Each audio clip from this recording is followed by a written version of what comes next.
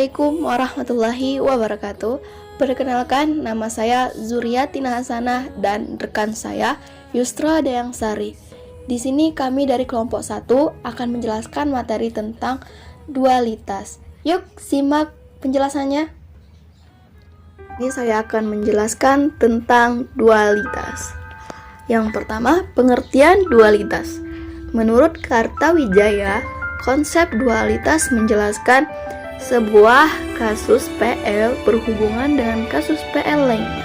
Setiap PL terdiri dari dua bentuk prima. Bentuk pertama PL dual, bentuk kedua PL yang berkaitan dengan bentuk pertama PL atau prima. Menyelesaikan masalah prima sekaligus akan menyelesaikan kasus dual dan sebaliknya. Selanjutnya, definisi masalah dual.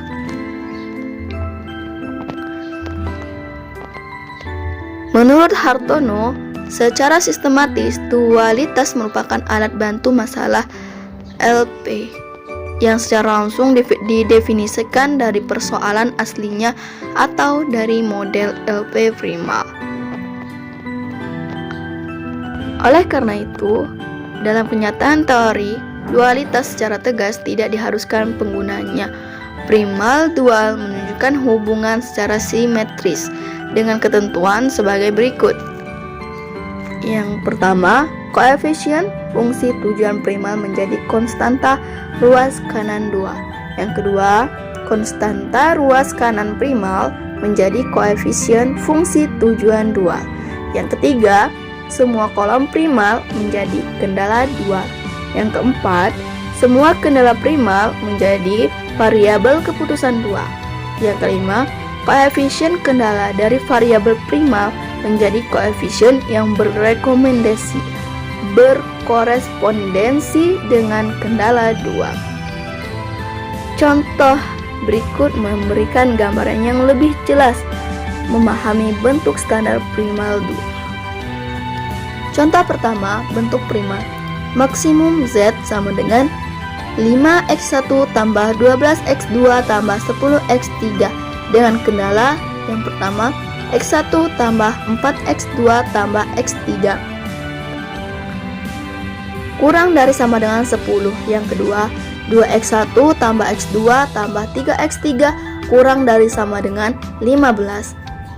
x1 dikali x2 dikali x3 lebih besar sama dengan 0. Bentuk standar primal.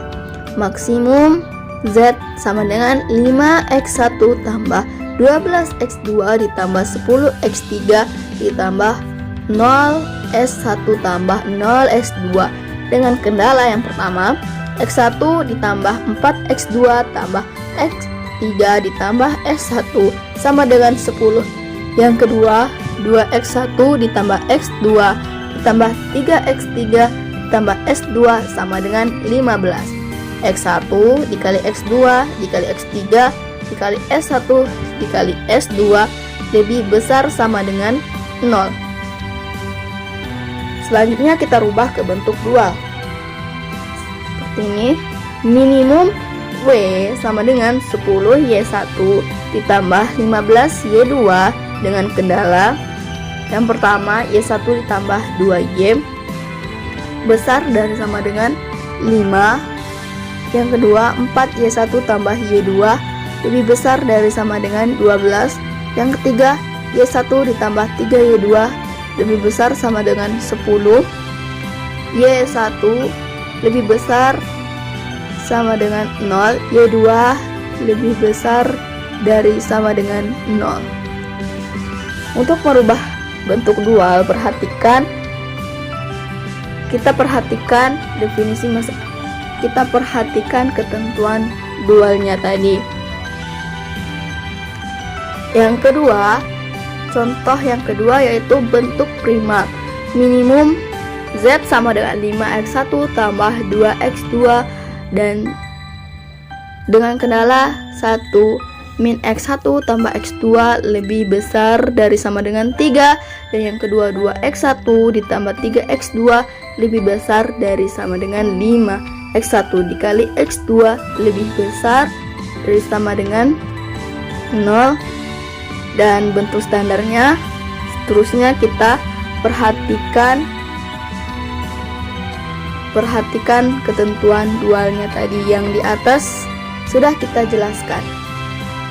Dan untuk contoh yang keempat, yaitu bentuk primal maksimum. Z sama dengan 5x1 ditambah 6x2 dengan kendala. Yang pertama, x1 tambah 2x2 sama dengan 5. 2 min x1 tambah 5x2 lebih besar dari sama dengan 3. 4x1 tambah 7x2 kurang dari sama dengan 8. x1 tidak bertanda, x2 lebih besar dari sama dengan 0. Oleh karena itu, variabel x1 tidak bertanda, boleh positif atau negatif. Maka, variabel tersebut diganti dengan dua variabel yang berlainan, yaitu x1 sama dengan x2 dikurang x4, di mana x4 lebih besar dari sama dengan 0. Dengan demikian, bentuk standar primal. Contoh 4 adalah bentuk standar primal maksimumnya Z sama dengan 5x3 dikurang 5x4 ditambah 6x2 ditambah 0s1 tambah 0s2 dengan kendala 1.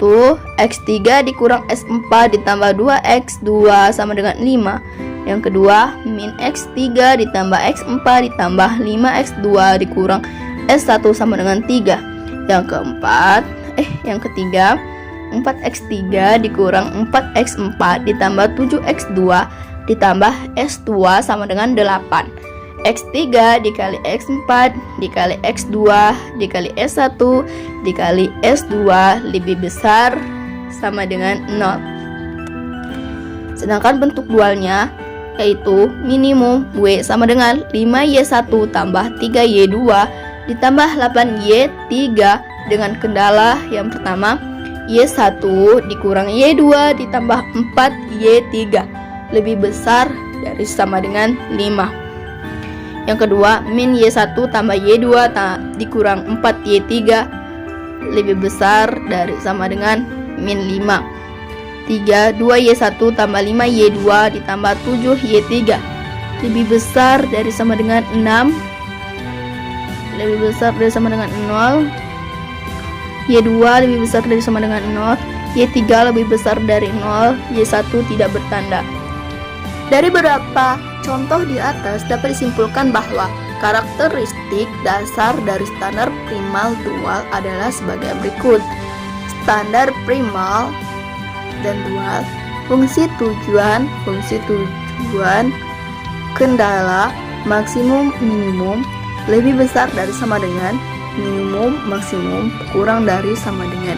Ketentuan dalam bentuk standar primal adalah semua konstanta ruas kanan, kendala non-negatif, dan semua variabel berputusan non-negatif. Untuk membahas hubungan antara primal dua akan digunakan contoh berikut, di mana solusi optimum dual dapat diperoleh secara langsung dari tabel simplex optimum primal.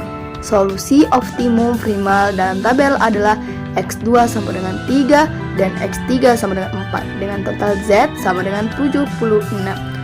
Baiklah, itu saja penjelasan dari saya. Untuk penjelasan berikut akan disampaikan oleh saudari saya atau rekan saya, yakni Yusra Dayangsari. Mohon maaf apabila ada kesalahan. Saya akhiri. Wassalamualaikum warahmatullahi wabarakatuh. Baiklah, saya akan melanjutkan materi dari rekan saya. Dalam tabel simplex dual di halaman 6 diketahui variabel berbasis awal adalah S1 dan S2 dan koefisien Z, Z kurang CJ pada tabel optimum kolom S1 dan S2 adalah S1 adalah sama dengan 5,2 dan S2 sama dengan 1,6. Sedangkan kendala S1 dan S2 tersebut adalah Y1 lebih dari 0 dan Y2 lebih dari 0. Kemudian kita dapat menentukan solusi optimum yaitu 1. 5,2 sama dengan Y1 lebih dari 0 atau 5,2 sama dengan Y1 dikurang 0 atau Y1 sama dengan 5,2. 2. 1,6 sama dengan Y2 lebih dari 0 atau 1,6 sama dengan Y2 kurang 0 atau Y2 sama dengan 1,6. Kedua hasil ini sama dengan yang ada di tabel dual optimum. Setelah itu, tentukan solusi optimum primal dengan menggunakan persamaan di atas. Variabel basis dalam tabel awal dual interaksi ke 0 adalah A1, A2, dan A3. Koefisien WJ dikurang CJ tabel optimum untuk kolom A1 sama dengan min M, A2 sama dengan min M ditambah 3, A3 sama dengan min M ditambah 4. Dan untuk kedua kendala primal yaitu A1, A2, dan A3 sama dengan X1 lebih dari M, X2 lebih dari M, dan X3 lebih dari M. Kemudian kita dapat menentukan solusi optimum primal. Pertama, untuk X A1, X1 dikurang M sama dengan min M atau X2 sama dengan M dikurang M atau X sama dengan 0. Yang kedua, untuk kolom A2, X2 dikurang M sama dengan min M ditambah 3 atau X2 sama dengan 3 ditambah M dikurang M atau X2 sama dengan 3. Untuk kolom ketiga, X3 dikurang M sama dengan min M ditambah 4 atau X3 sama dengan 4 ditambah M kurang M atau X3 sama dengan 4. Hasilnya sama dengan tabel primal optimum.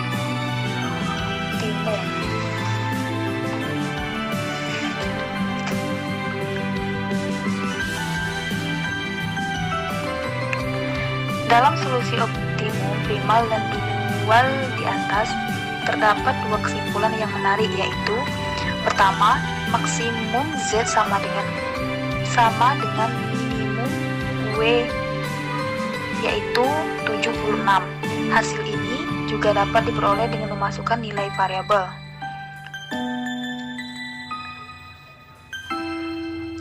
yaitu Z sama dengan 5x1 ditambah 12x2 ditambah 10x3. Kita masukkan nilai masing-masing x-nya, maka diperoleh 5 dikali dengan 0 ditambah 12 dikali dengan 3 ditambah 10 dikali dengan 4, maka hasilnya akan 76. Setelah itu nilai minimum W. Nilai minimum W diperoleh dari 10 Y1 ditambah dengan 15 dikali Y2 sama dengan 10 dikali dengan 5,2 ditambah 15 dikali dengan 1,6, maka hasilnya akan 76. Hasil minimum W. 2. Untuk kesimpulan kedua, dalam masalah maksimum, nilai ZJ dikurang CJ pada tabel awal memiliki Z sama dengan 0 dan selalu menarik sampai jumlah Z sama dengan 76. Dalam masalah minimum, nilai WJ dikurang CJ pada tabel awal memiliki W sama dengan 27M dan selalu menurun sampai jumlah W 76. Selanjutnya C. Metode dual simplex.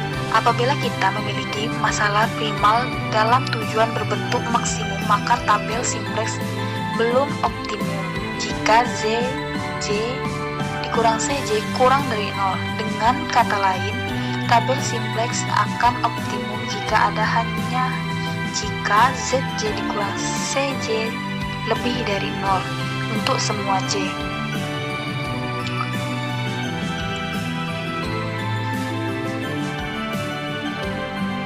Sekarang kita lihat kembali model standar dualitas. ZJ dikurang CJ sama dengan sigma AY kurang CJ.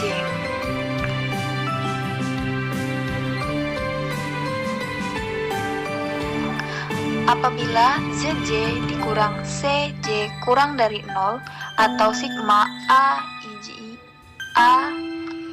yang IJ kurang CJ, ia layak menurut dual dan tidak optimum menurut primal.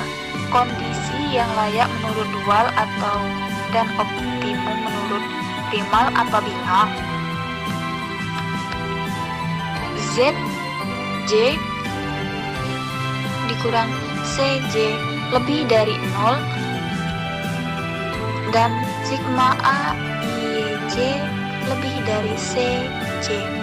Minimum Z sama dengan 2x1 ditambah 4x2 ditambah x3 ditambah 3x4. Diketahui min x1 dikurang 2x2 dikurang 3x3 dikurang 4x4 kurang dari min 30.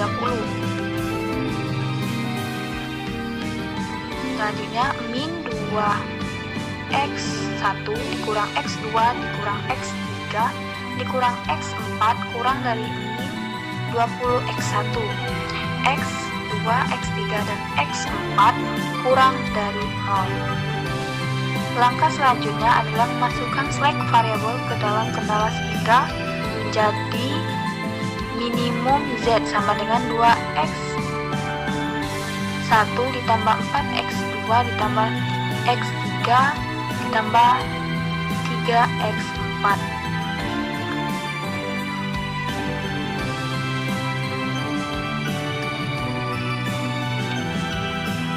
Jika dimasukkan ke dalam tabel simplex, maka slack variabel x1 dan x2 tidak layak karena memiliki konstanta ruas kanan negatif. Oleh karena fungsi tujuan berbentuk minimum, maka tabel simplex akan optimum apabila koefisien fungsi tujuan pada baris ZJ kurang CJ lebih dari 0.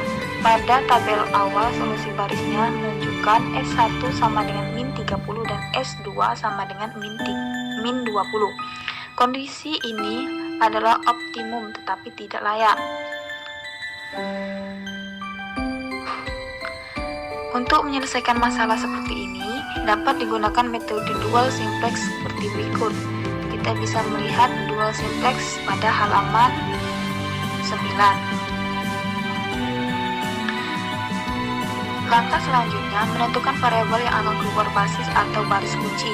Jika baris yang memiliki angka negatif terbesar dalam tabel di atas adalah variabel basis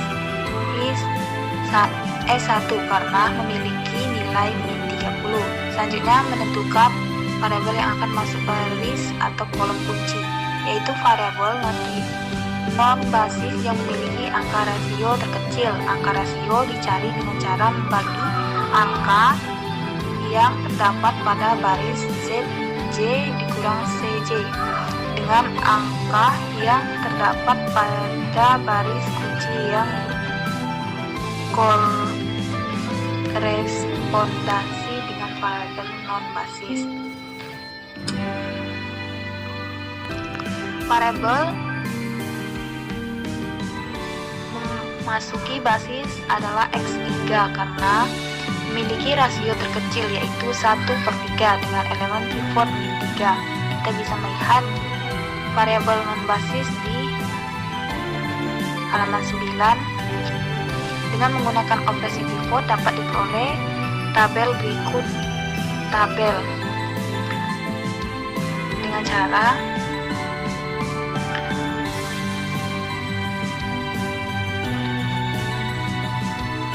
untuk mencari tabel baru dengan cara pertama, bagi basis S1 dengan elemen pivotnya, yaitu elemen 3 tadi, sehingga hasilnya menjadi baris baru untuk variabel masuk X3.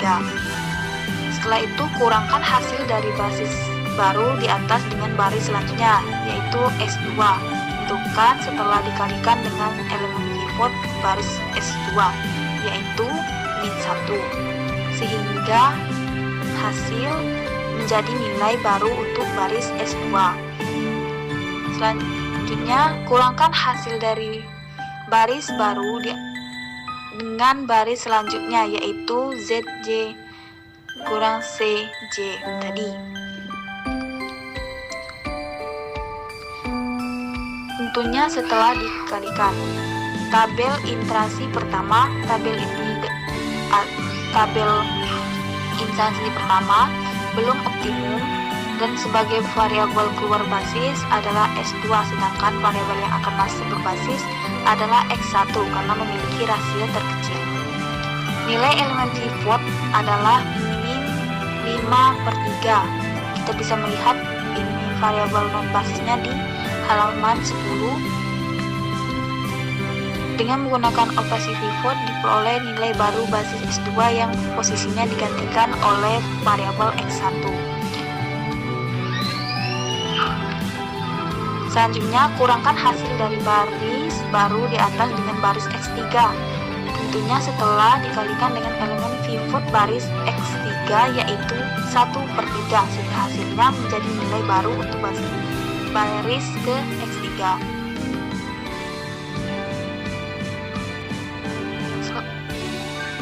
Untuk langkah kedua, kurangkan hasil dari baris baru di atas baris baru yang tadi, baris ke X3 tadi, tentunya setelah dikalikan dengan elemen pivot baris X3, yaitu 1/3, sehingga hasilnya menjadi nilai baru untuk baris X3. Setelah itu kita memperoleh tabel interaksi kedua, optimum. Tabel optimum ini layak baik menurut primal maupun dual. Solusi optimum primalnya adalah X1 sama dengan 6, X2-nya sama dengan 0, X3 sama dengan 8, dan X4-nya sama dengan 0. Dengan total nilai Z sama dengan 2 dikali dengan 6 ditambah dengan 4 dikali 0 ditambah 1 dikali 8 ditambah 3 dikali 0 sama dengan 12 ditambah 8 sama dengan 20. Sedangkan solusi optimum dualnya adalah Y1 sama dengan 0 dan Y2 sama dengan -1 dengan total nilai W sama dengan -30 dikali dengan 0 -20 dikali dengan -1 sama dengan 0 ditambah 20 sama dengan 20. Itulah materi dari saya, lebih dan kurang saya mohon maaf. Wassalamualaikum warahmatullahi wabarakatuh.